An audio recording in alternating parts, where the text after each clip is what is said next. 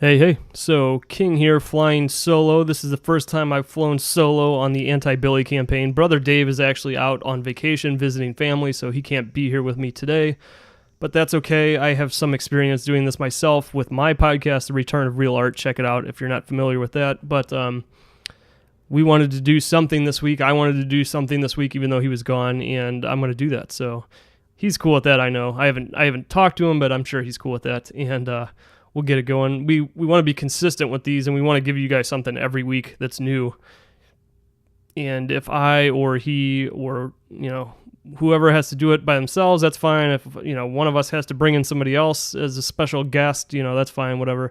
I should have actually gotten in touch with Schrock to see if he wanted to be on today. But Schrock, next time, if you're listening to this, next time Dave can't make it, you're on board, buddy. So, today is kind of an interesting day, and since it's me solo today, I wanted to talk about, something related to me, so why not? Today is the 10th anniversary of me being a painter, to the day.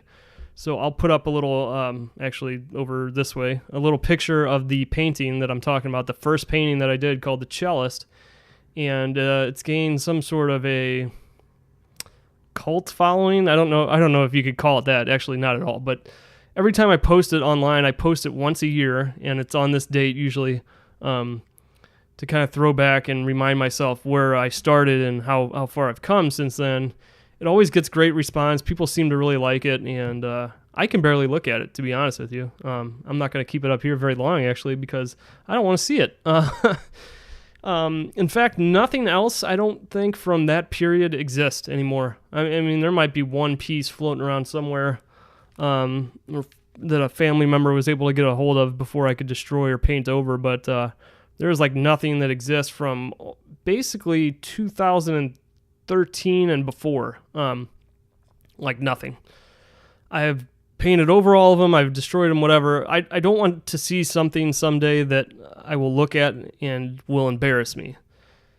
There are early pieces that are not, mature, that I can tell I was early off in my artistic, goings, but, I haven't destroyed them because I see some value in them.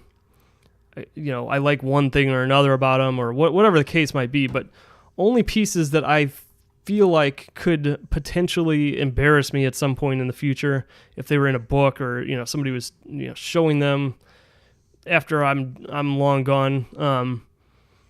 Those pieces I get rid of.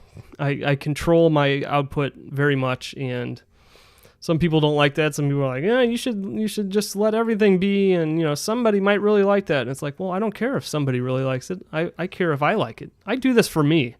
This wall back here with all this ridiculous crap on it, I did because I wanted to see it, because I like it, because I think it's funny. It amuses me to do a painting of a pink cat and write cat on it. There's no reason for that besides my own amusement, and that's why I paint.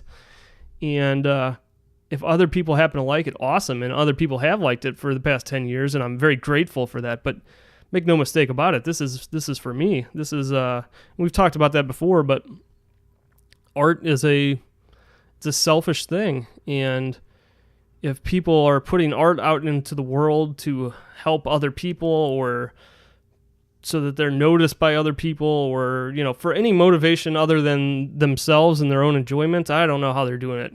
I couldn't. I don't even know how that works, because art making is difficult, and if you're not amusing yourself and enjoying the process yourself, then what's the point? So today's 10 years from that first painting, which showed no signs of anything, remotely interesting, really. Like, I have a pretty low opinion of that piece, but I didn't know anything. I didn't know anything about composition or color or how to apply paint to a canvas. I had never done that. I did paintings on paper when I was a little kid in art school in 4th grade, But I didn't know what I was doing. I had no clue. But there was something about that piece, and right before that piece, when I had like a vision of where my art could go and what it could be and how it might look in the future, and I was really excited by that. And that's kind of what started the whole thing. And the first piece didn't live up to that at all, and that's okay. You got to start somewhere, right? And yeah, it was the first I don't even know how many, lived up to none of my expectations. Like I'm sure at the time I was happy and excited about them, but looking back, I'm like, what was I doing? I have no idea what I was doing. And that's okay. You got to start somewhere. And it was 5 years before I did a show. From when I started painting to when my first show, I think it was a little over 5 years actually. And, I did a lot of pieces during that time, and it took that amount of time for me to really be comfortable and for me to really say, okay, now I can put this out in public and stand there next to it and talk to people about it and not feel like I have to make excuses for, how short of an amount of time I've been painting or, anything like that. I can just put it out there and be happy. So that's a long time, 5 years. That's not insignificant. And it's been another 5 since then, and it's just gotten better. And my pieces, I think, have gotten better. And my work in the last year or two, I think, shows a real maturity that it hadn't in the past, even on my good pieces from the past. So I'm really happy with where things have been going. Now all I got to do is get myself back out there and do some shows. I haven't done a proper art show since January of 2015.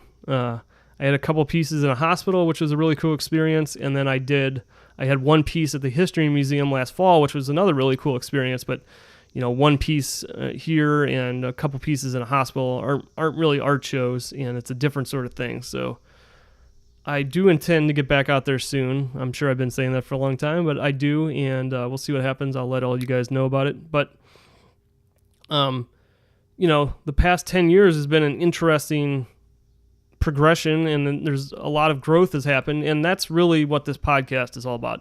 The Anti-Billy campaign is about personal growth, and not in the way of, stupid new agey Facebook or Instagram quotes that people put up that are, wellness or, related or supposed to be inspirational. I hate inspirational quotes.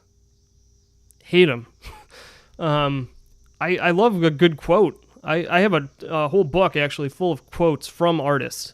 That's a really cool book called Artist on Artist, I believe.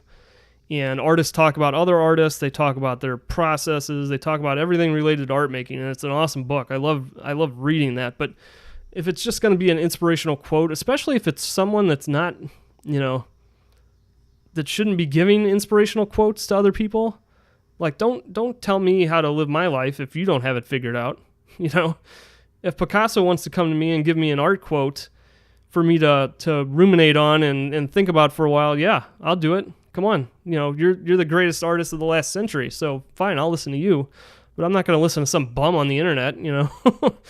If you're better than me at something, give me all the advice you want, and I'll acknowledge it, and I'll think about it. I'm still going to do whatever I want, but there's a certain point where, if you don't have your stuff together, you shouldn't be throwing inspirational quotes at other people. And that's not what we want to do at this podcast. If you haven't noticed from the couple episodes we've done already, our main goal is to have fun with it and to be entertaining. That's our main goal. But secondly, if we can, get people interested in cool stuff just through talking about it, because me and Dave are into a lot of cool stuff, and we've spent a lot of time researching stuff and looking into stuff and, kind of self-educating. If we can get people into some of that awesome stuff as a result, that's what it's all about, as well as us having fun. But, if we talk about Schubert and we start talking about Schubert and we're getting into it and we're, discussing it and maybe even, arguing about it a little bit here and there, it's because we're really into it. That's a real reaction. And if one person listens to that and says, I don't know anything about Schubert, but this is entertaining, this is interesting, these guys love Schubert, and then goes and listens to some Schubert, we've done our job. I mean, what else can you ask? So that's what we're trying to do. We're just trying to put stuff out there and talk about stuff we like and do what Dave and I have been doing on the phone for, 15, 20 years now, except now we're just putting it out there so everybody else can hear it. That's the only difference. So yeah, that's this podcast, and we talked about that a little bit, but it's personal growth is a big part of it, because that's a big part of all of us. Like, when I say us, I'm referring to specifically our band, which was what we were doing before we started. We all kind of branched off into other things, but the four members of our band, me, brother Dave, my brother, and Schrock, were, of that kind of personality, like moving forward and what's next, and, reading the next book and finding the next bit of awesome music, and, relaying it to everybody else in the group, and, feeding off of that and the whole thing. And, since that band kind of, split off and we've all done our own thing, we've all kind of continued with that. I mean, my brother is a very successful dude. He made himself a very successful dude with no college, degree or anything like that, and it was making more money than a lot of people with college degrees and college debt.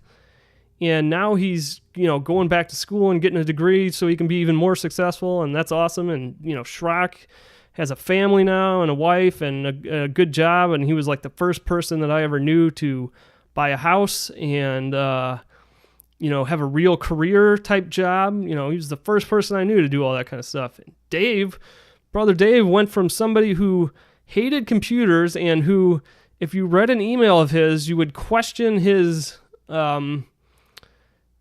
computer abilities, and he went from that to busting his ass for a year, and now he makes a good living as a computer programmer. I mean, that's crazy. And I've grown in the art thing. I recently, right before I'm about to turn 34 here, I decided to start running, and I've, been running like a maniac in the hottest, week of the year. And, we're all in some ways still trying to progress, trying to move forward, trying to, better ourselves and our lives and, what we do as a result. And that's what made our band good. And that's what makes all of us non-Billies. We talked about one of the defining, characteristics of a Billy being somebody who's just content to do nothing, or to contribute nothing, or to not advance themselves or their life at all, or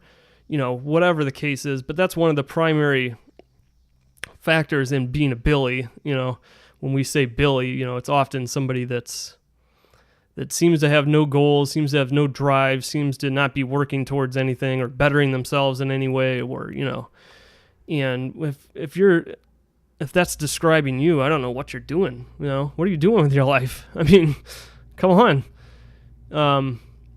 So all of us did that. All of us are continuing to do that in our own ways. And, that's what it's about. So if anybody can listen to any of these podcasts and get inspired by that, or like I said before, get inspired to put on some Schubert and think, wow, this is really cool. I haven't heard classical like this. Normally I hear, this fluffy kind of go to sleep stuff, but this is really awesome. I can't tell you how many people I've gotten into Arvo Pärt's music. And Arvo Pärt is one of my favorite composers. I've spread his music to everyone in our little group, and beyond that, to people who aren't even, I wouldn't even call them classical music fans, who are big fans of Pärt because he's so awesome. And all I have to do is show them some of his music.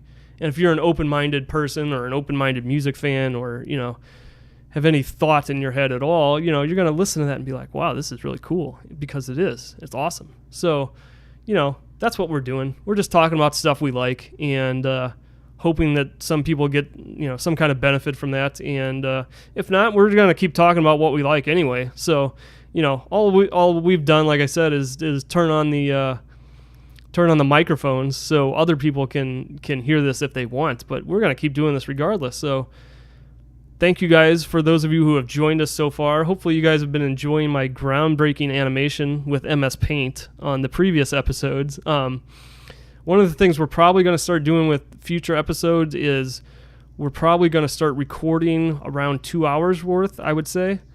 And unless it's just 2 hours of brilliance, I'm probably going to edit that down afterwards to maybe half of that.